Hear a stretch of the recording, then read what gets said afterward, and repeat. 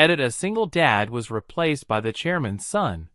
3 weeks changed everything. What really happened during those 3 weeks? Could everything truly change in such a short time? Hello, everyone, and welcome. We're so glad you're here to share another heartfelt journey with us.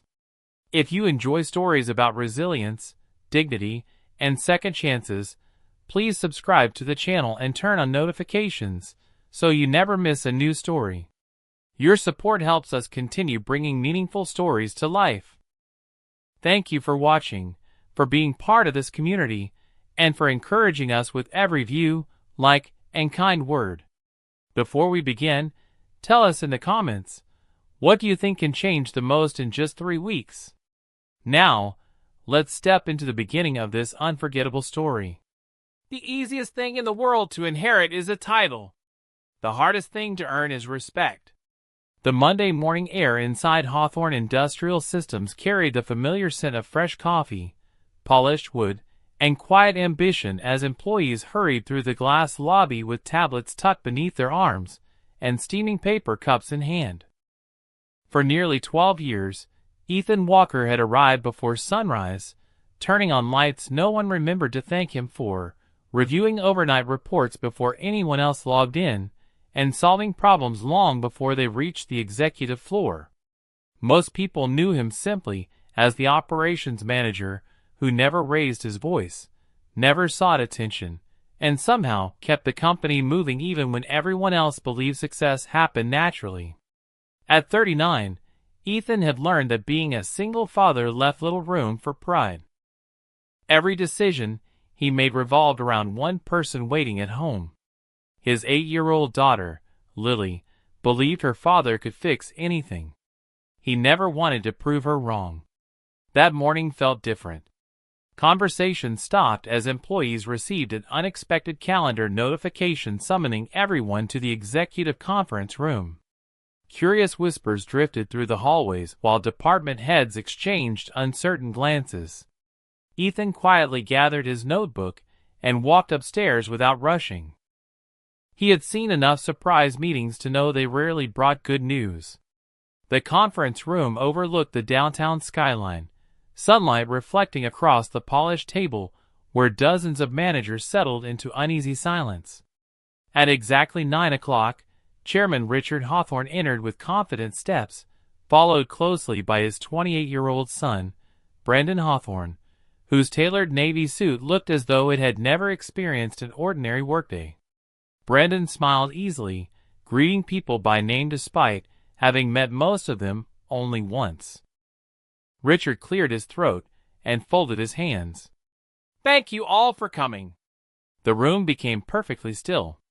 "After careful consideration, our company is entering a new chapter." His voice echoed with practiced authority. "Effective immediately, Brandon Hawthorne will become our new Director of Operations."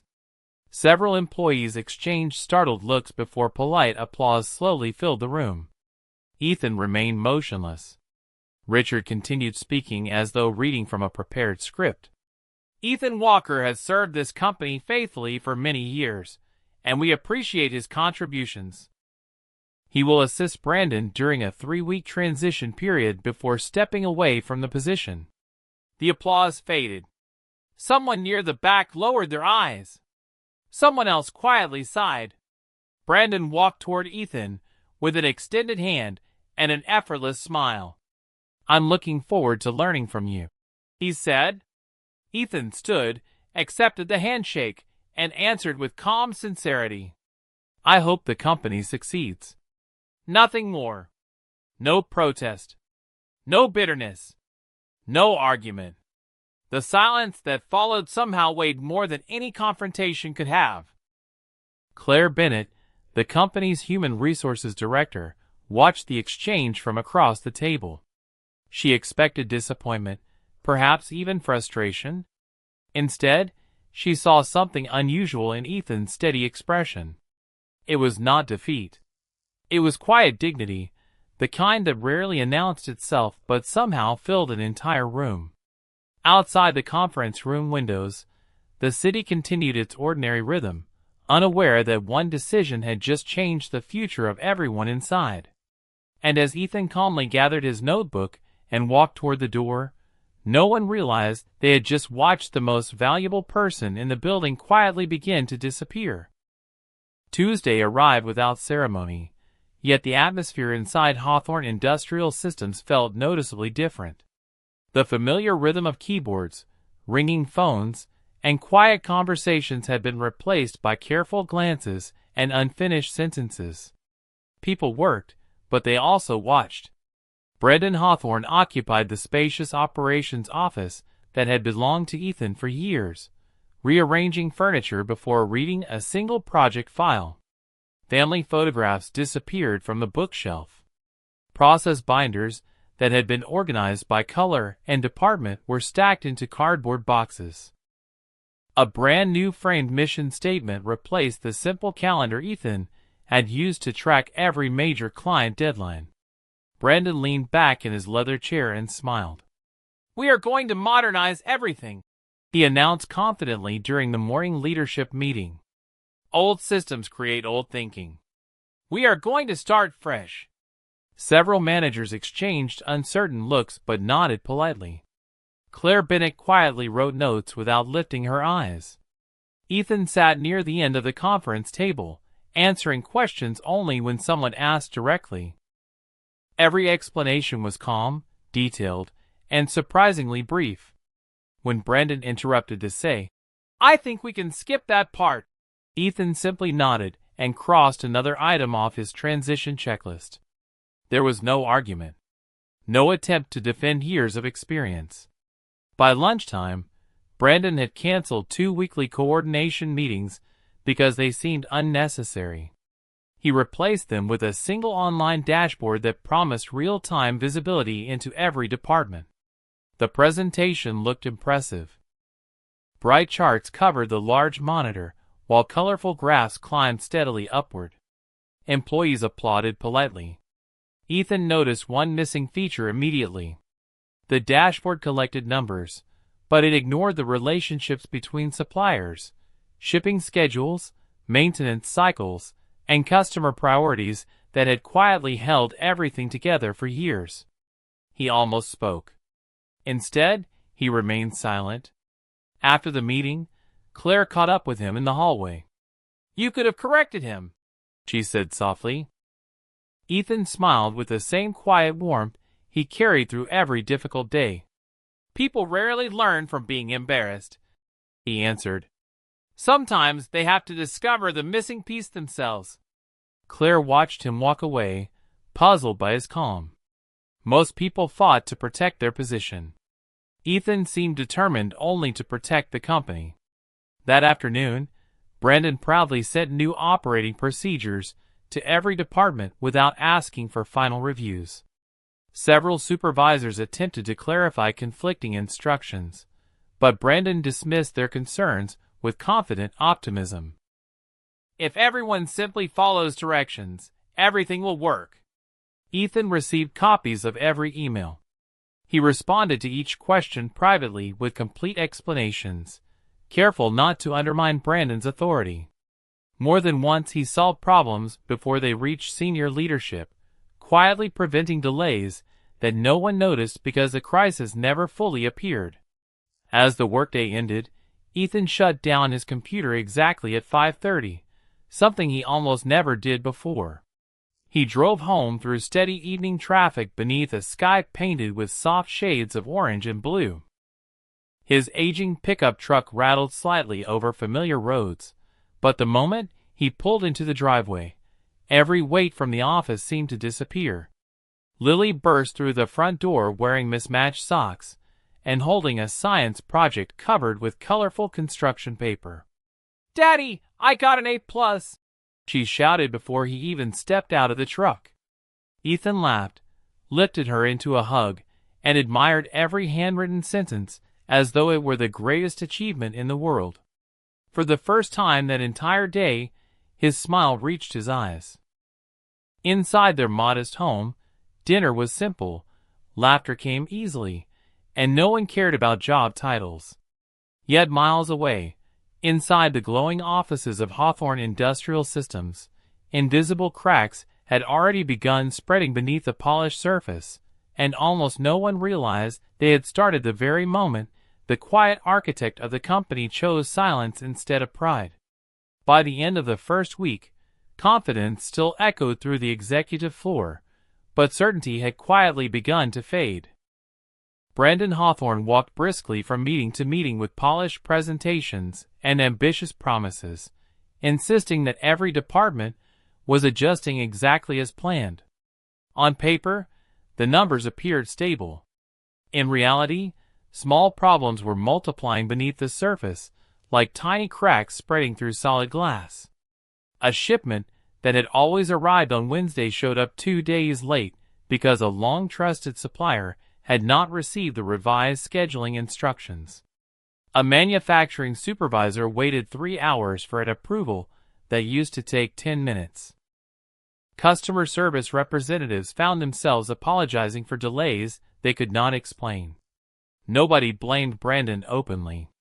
They simply worked longer hours, hoping tomorrow would somehow feel easier than today. Claire Bennett noticed the change before anyone else in senior leadership seemed willing to admit it. Employees who once laughed together during lunch now sat quietly, answering emails between bites. Department managers stopped dropping by one another's offices because they were too busy solving unexpected problems. Even the hallways felt different. The familiar energy of teamwork had been replaced by careful uncertainty.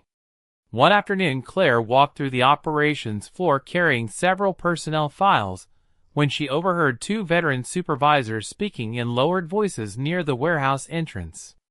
"Do you remember when Ethan used to catch these issues before they even reached us?" one asked. The other nodded slowly. "He never made a big speech about it. Somehow everything was already fixed before we knew it was broken." They fell silent the moment Claire approached. Neither wanted to sound disloyal. Neither wanted to criticize the chairman's son. But their expressions said more than words ever could. That evening Claire returned to her office instead of heading home. Rain tapped gently against the windows, while the building gradually emptied around her. She opened several archive project folders, searching for historical reports connected to the company's largest accounts. Something immediately caught her attention.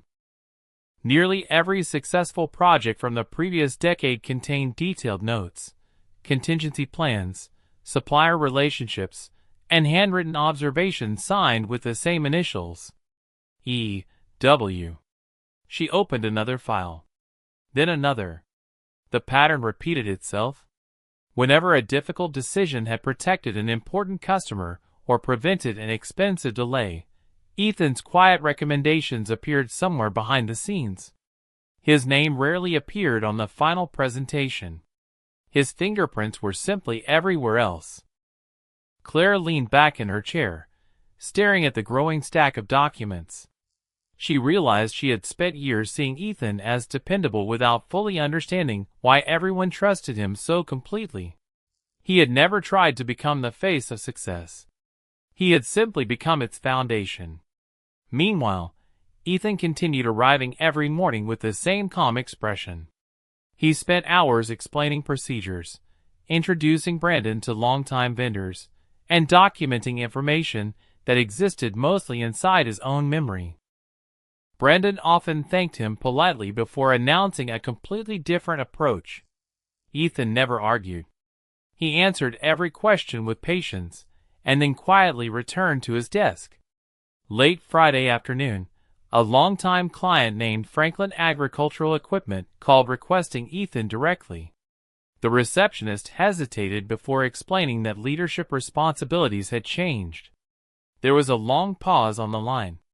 Finally, the client replied, "Please tell Mr. Walker that I hope someone is still listening when he speaks." The message reached Ethan minutes later. He smiled gently, thanked the receptionist, and simply said, "They have good people there. Everything will work out." But as he looked through the office windows at employees rushing from one unexpected problem to another, even he could feel that the company had entered unfamiliar territory, and the quiet cost of replacing experience with privilege was only beginning to reveal itself. Saturday mornings always arrived quietly in Ethan Walker's neighborhood, where tree-lined streets, modest homes, and the distant sound of children riding bicycles created a kind of peace that no executive office could ever purchase. Long before the rest of the block came alive, Ethan was already standing in the small kitchen making blueberry pancakes, while Lily sat at the counter, wearing oversized pajamas, carefully measuring flour with complete concentration. She accidentally spilled a little onto the countertop and looked up with worried eyes. Ethan smiled, handed her a clean towel, and said, "Mistakes are easier to clean than regrets. We just fix them together." She laughed, wiped away the flour, and proudly flipped her very first pancake, even though it landed slightly folded. To Ethan, it looked perfect. After breakfast they walked 3 blocks to the neighborhood library, where Lily hurried toward the children's section carrying a canvas bag nearly as large as she was. The librarian greeted Ethan by name, smiling as she handed Lily the newest science books that had finally arrived. While Lily searched for stories about planets and wildlife, Ethan quietly browsed the careers section before returning the books to the shelf unopened. He already knew that no book could teach patience better than life had. Outside, warm sunlight filtered through the maple trees as father and daughter shared a single chocolate chip cookie on a park bench. Lily looked at him with the complete trust that only a child could give. "Daddy, are you still teaching the new boss everything?" she asked. Ethan nodded gently. "I am helping however I can." She tilted her head. "Even after they took your job?" Ethan watched a group of children laughing near the playground before answering. "Doing the right thing should never depend on how someone else treats you." Lily considered those words carefully before slipping her small hand into his. "Grandma always said kind people are strong people." Ethan smiled. "She was a very wise woman." The afternoon passed with ordinary moments that quietly became extraordinary simply because they were shared together. They watered flowers in the tiny front yard, repaired the loose wheel on Lily's bicycle, and spent nearly an hour building a cardboard model of the solar system across the dining room table. Every laugh inside that little house carried more meaning than every applause Ethan had ever received at work. As evening settled across the neighborhood, Ethan sat on the front porch while Lily colored pictures beside him. A cool summer breeze moved gently through the trees, carrying the scent of freshly cut grass. His cell phone buzzed twice, with work emails asking for clarification about inventory procedures. He answered each question with detailed instructions before setting the phone aside without complaint. Across town, however, another Saturday looked very different. Brendan Hawthorne remained inside the nearly empty corporate headquarters surrounded by spreadsheets, revised schedules, and unanswered messages from department managers. Every solution seemed to create 2 new questions. Every adjustment revealed another overlooked detail. Frustration slowly replaced confidence, although he refused to admit it aloud. Meanwhile, Claire Bennett continued reviewing archive files from home, spreading printed reports across her dining room table. The more documents she examined, the more impossible it became to ignore the same quiet truth. Ethan had never built his reputation through speeches, recognition, or ambition. He had built it one thoughtful decision at a time until an entire company unknowingly depended upon his judgment.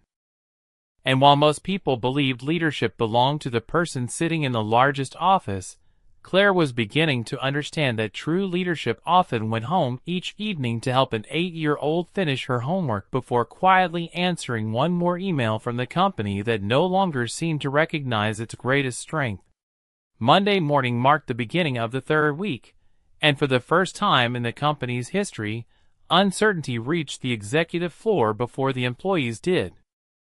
The elevators opened to unusually quiet hallways where conversation stopped the moment someone from senior management walked past. Overnight reports filled inboxes with delays, missed milestones, and customer concerns that had never appeared together before. Brandon Hawthorne stared at the growing list of notifications on his computer screen, refreshing the dashboard again and again, as though different numbers might suddenly appear. Instead, another urgent message arrived. Franklin Agricultural Equipment, the company's largest client, had requested an emergency conference call at 9 o'clock. Every department head gathered around the long conference table while the large display connected to the client's headquarters. The voice on the speaker remained professional, yet impossible to misunderstand. "We have worked with your company for almost 15 years because your team always solved problems before they became emergencies. During the past 2 weeks, we have experienced shipment delays, conflicting updates, and unanswered questions. We need confidence, not promises." Brandon straightened his tie and responded with practiced optimism. "We appreciate your patience. We are implementing a more efficient operating structure." There was a brief silence before the client answered. "Efficiency is measured by results, not presentations." The call ended without another word. Nobody spoke for several long seconds. Richard Hawthorne slowly removed his glasses and looked around the room. Even he could sense the confidence that had filled these meetings only weeks earlier had quietly disappeared. Brandon immediately began assigning new action plans, requesting revised reports and additional performance reviews, believing more meetings would solve what better judgment once prevented. Managers hurried back to their departments, but confusion only deepened. Purchasing waited for approvals that logistics assumed had already been granted. Production schedules conflicted with transportation bookings. Customer service representatives apologized repeatedly while struggling to provide accurate delivery dates. Every problem seemed unrelated until Claire Bennett noticed something remarkable. Every issue traced back to one missing connection, a decision that Ethan had once handled almost automatically without creating attention for himself. She returned to her office and opened another archive, comparing operational records from previous years with current activity. The pattern became impossible to ignore. Ethan had quietly connected departments that rarely communicated directly. He remembered supplier preferences, seasonal shipping challenges, maintenance schedules, customer expectations, and countless details that no software dashboard had ever recorded. Those details had never appeared in executive summaries because they had never become problems. Meanwhile, Ethan continued working through his transition assignments with steady professionalism. Several employees privately thanked him for answering questions even after losing his position. He simply smiled and reminded each person to support the team. Late that afternoon, he finished documenting another process guide, placed it neatly inside Brandon's inbox, and prepared to leave on time so he could attend Lily's school science fair. As he walked toward the parking lot, he noticed dark clouds gathering above the city skyline, carrying the promise of an evening storm. His phone vibrated with another request for clarification from the office. He answered carefully, wished the employee a good evening, and slipped the phone back into his pocket. Across town, Lily waited beside her classroom display with hopeful excitement, believing her father would never miss an important moment. Ethan smiled as he pulled into the school parking lot, unaware that while he celebrated his daughter's achievement, the company he had quietly held together for more than a decade was moving closer to the kind of crisis that could no longer be hidden behind polished speeches or inherited authority. The storm arrived just after sunrise on Wednesday, not in the form of thunder or heavy rain, but as a chain of phone calls that no executive wanted to answer. Before 8 o'clock, 3 regional managers reported delayed shipments. By 8:30, 2 suppliers refused to release inventory until conflicting purchase orders were clarified. At 9:15, customer service recorded its highest number of urgent requests in more than a decade. Every department searched for answers, yet every answer seemed to lead to another unanswered question. Brandon Hawthorne stood in the operations center surrounded by large digital displays filled with colorful charts that no longer reflected reality. He issued new instructions almost every hour, hoping decisive action would restore confidence. Instead, each revision created fresh confusion because different departments were following different versions of the same plan. Employees hurried through the hallways carrying folders, laptops, and coffee cups that had long since gone cold. Nobody complained aloud, but exhaustion had begun replacing optimism. Claire Bennett watched the growing tension with increasing concern. She gathered several department supervisors inside a small conference room, asking each one to describe the biggest obstacle facing their teams. At first, the problem sounded unrelated. Shipping blamed scheduling. Scheduling blamed purchasing. Purchasing blamed inventory. Then one warehouse supervisor quietly said, "The problem is not any single department. We have stopped talking to one another." The room became silent. Claire looked around the table and realized everyone understood exactly what he meant. Ethan had never managed operations by relying only on reports. He had connected people. He remembered who needed an extra phone call, which supplier preferred early morning updates, which customer valued honesty over speed, and which department always required an additional reminder before major deadlines. Those habits had seemed ordinary because they happened every day. Only after they disappeared did everyone recognize their value. Claire returned to her office and opened years of archived correspondence, reading through hundreds of emails that Ethan had written. None of them sought recognition. None of them claimed credit. Nearly every message ended with the same quiet purpose, making sure someone else had what they needed to succeed. She closed her laptop and stared through the office window as employees moved quickly below. The company had mistaken humility for simplicity. At almost the same moment, Richard Hawthorne entered Brandon's office carrying several printed reports. His expression remained calm, but disappointment was becoming impossible to hide. "Explain these numbers," he said quietly. Brandon reviewed the pages and immediately began describing software adjustments, temporary disruptions, and employee resistance to change.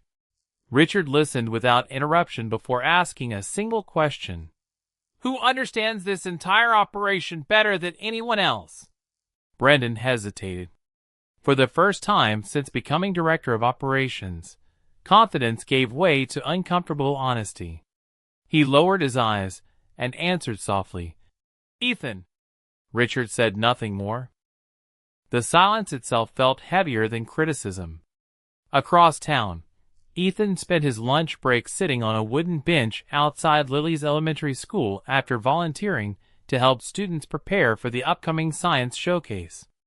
Watching children laugh beneath the bright afternoon sun reminded him that life always became clearer when measured by people instead of positions. As he prepared to return to the office for another afternoon of transition work, his phone remained unusually quiet. He did not know that inside the executive suite, conversations had finally begun shifting away from protecting titles and toward searching for the one person whose quiet wisdom had held an entire company together all along. Thursday morning began with something the employees had not experienced in years. The executive conference room was completely silent before the meeting even started. Nobody exchanged casual greetings. Coffee sat untouched beside open notebooks, while department heads avoided looking at one another. Richard Hawthorne entered first, followed by Brandon, whose usual confidence had been replaced by visible fatigue. Claire Bennett carried a thick folder of reports and quietly took her seat. Richard looked around the room before speaking in a measured voice. "I do not want excuses. I want solutions." No one answered immediately. The latest operational report showed missed delivery targets, declining customer satisfaction, and growing supplier concerns. Then Claire slowly opened her folder. "I believe we have been trying to repair symptoms instead of identifying the cause," she said. She placed several documents on the table. They were years of project summaries, operational notes, customer correspondence, and process reviews. Every file pointed toward the same conclusion. These are the systems that kept this company running. Most of them were designed, refined, or personally coordinated by Ethan Walker. Brandon looked down at the papers without saying a word. Richard carefully turned each page, noticing details he had never taken time to read before. Customer recovery plans, emergency supplier contacts, seasonal production adjustments, personal notes reminding managers to check on employees working overtime. None of those details had appeared in executive presentations because Ethan had never written them for recognition. He had written them so someone else would succeed. Claire continued quietly. We believe we were replacing a position. In reality, we removed the person connecting every department together. The room remained silent. Finally, Richard closed the folder and looked toward Brandon. Can you restore these operations by yourself?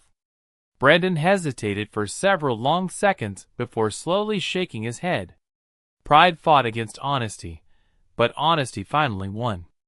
No, he admitted. I cannot. Richard nodded once. Then we ask for help. Less than an hour later, Claire found Ethan in a small conference room completing another transition guide.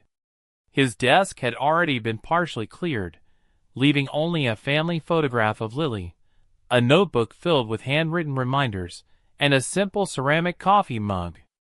Ethan looked up with his usual calm smile. Good morning, Claire. Is there something else the team needs documented? Claire sat across from him and took a quiet breath before speaking. The company needs more than documentation. She explained everything without exaggeration. The growing confusion, the frustrated customers, the suppliers losing confidence, the leadership team finally recognizing how much of the operation depended upon relationships that Ethan had built over many years. When she finished, Ethan remained thoughtful rather than emotional. He glanced briefly at the photograph of Lily before asking only one question. How are the employees holding up? Claire blinked in surprise. She had expected questions about titles, compensation, or apologies. Instead, he wanted to know whether everyone else was managing. They are doing their best, she answered honestly. Ethan nodded slowly. Then let us help them.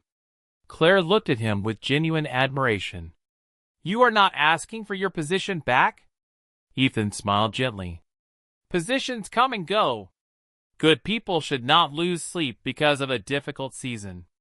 As they stood and walked together toward the executive floor, neither of them realized that employees throughout the building had quietly begun watching through office windows and hallway doors. Word spread faster than any official announcement. Ethan Walker was coming back, not to reclaim authority, not to prove anyone wrong, but simply to help the people who had never stopped believing in the quiet leader whose greatest strength had always been choosing responsibility over recognition. By Friday morning, the atmosphere inside Hawthorne Industrial Systems had begun to change in ways that no performance report could measure. Ethan Walker did not return with dramatic speeches or sweeping announcements.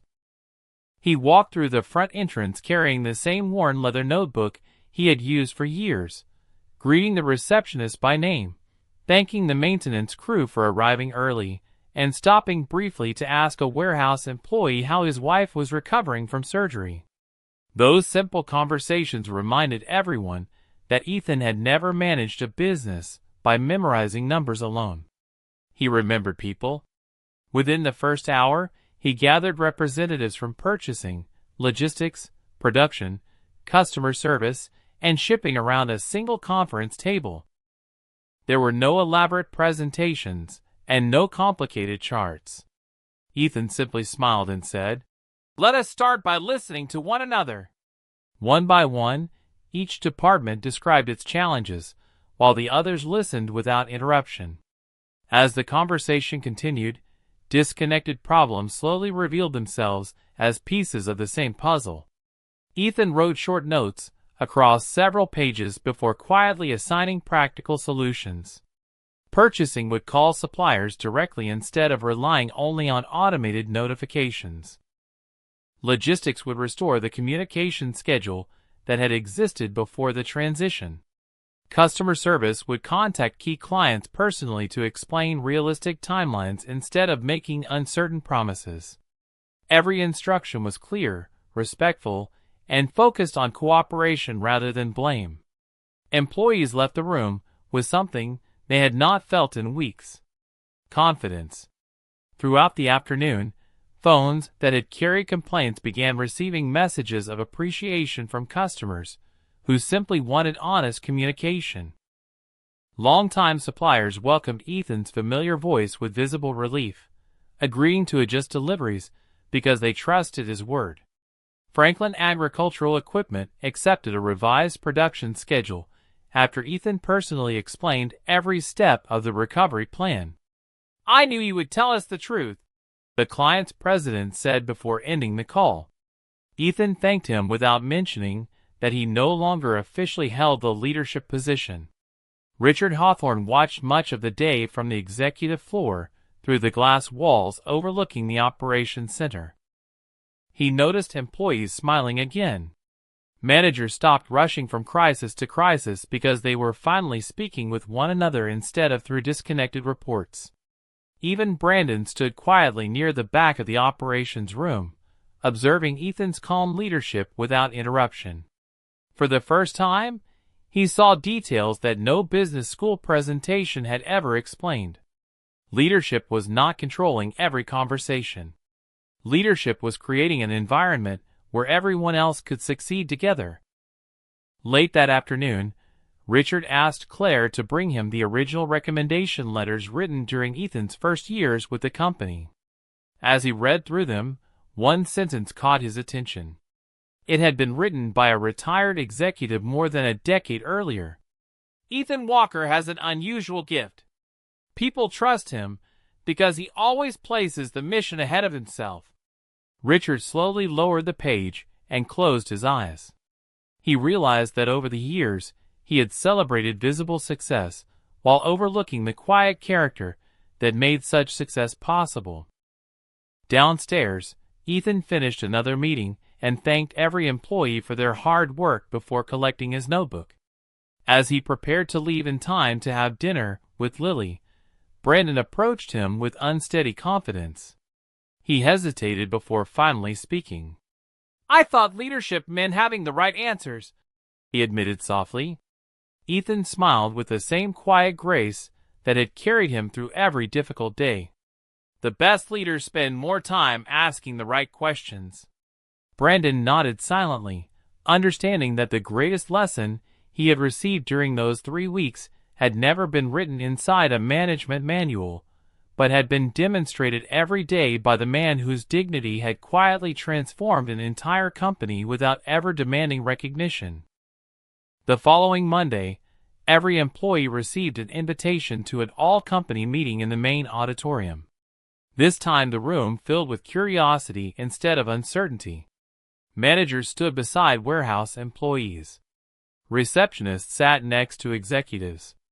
The quiet conversations that echoed through the room all seemed to circle around the same question: what would happen next? Richard Hawthorne stepped onto the stage without his usual prepared speech. For several moments, he simply looked across the audience before speaking. "A leader's greatest responsibility is not avoiding mistakes. It is admitting them when they happen." The room became perfectly still. Richard continued in a calm voice. 3 weeks ago, I believed I was making a decision for the future of this company. Instead, I failed to recognize the person who had already been protecting that future for many years." He turned toward Ethan, who remained standing quietly near the side of the stage. "Ethan Walker, would you please join me?" Soft applause began somewhere near the back of the auditorium, and quickly spread throughout the room until every employee was on their feet. Ethan walked forward with the same humble expression he had worn every day, offering a polite nod rather than celebrating the moment. Richard extended his hand, but before speaking again, he paused. On behalf of this company, I owe you an apology. The words surprised everyone because they came not from obligation, but from genuine conviction. You gave this organization your wisdom, your patience, and your integrity. We accepted those gifts without fully appreciating them. That was my failure. Ethan accepted the handshake warmly. Thank you, Richard, he replied. We all want the same thing. We want this company and its people to succeed. Richard smiled for the first time in weeks. If you are willing, I would like you to return as Director of Operations, with full authority to rebuild the systems you created and help prepare the next generation of leaders. Ethan thought quietly for a moment before answering. I will gladly accept, but only if we build those systems together. A strong company should never depend on one person alone. Several employees nodded as applause filled the auditorium once again. Brandon stepped forward next. His voice carried none of the confidence that had once defined him, only sincerity. I believe my last name made me ready to lead, he admitted. You showed me that leadership is earned through service, consistency, and respect. Thank you for teaching me a lesson I should have learned much sooner. Ethan placed a reassuring hand on Brandon's shoulder. Learning is never a sign of weakness. Refusing to learn is. The room fell into thoughtful silence before another wave of applause echoed through the building. Later that evening, Ethan arrived home just before sunset. Lily ran across the front yard and wrapped her arms around him. Did you have a good day, Daddy? She asked with a bright smile. Ethan looked toward the golden light stretching across the quiet neighborhood before answering. Yes, he said gently. It was a very good day. They sat together on the front porch sharing lemonade, while the evening breeze rustled through the trees. Inside his briefcase rested a new employment agreement, but it was not the document that brought him peace. What mattered most was knowing that kindness had never been weakness, humility had never been failure, and quiet dignity had finally been seen. Some people inherit positions. Others earn trust. In the end, titles may open doors, but character is what invites people to walk beside you long after the applause has faded.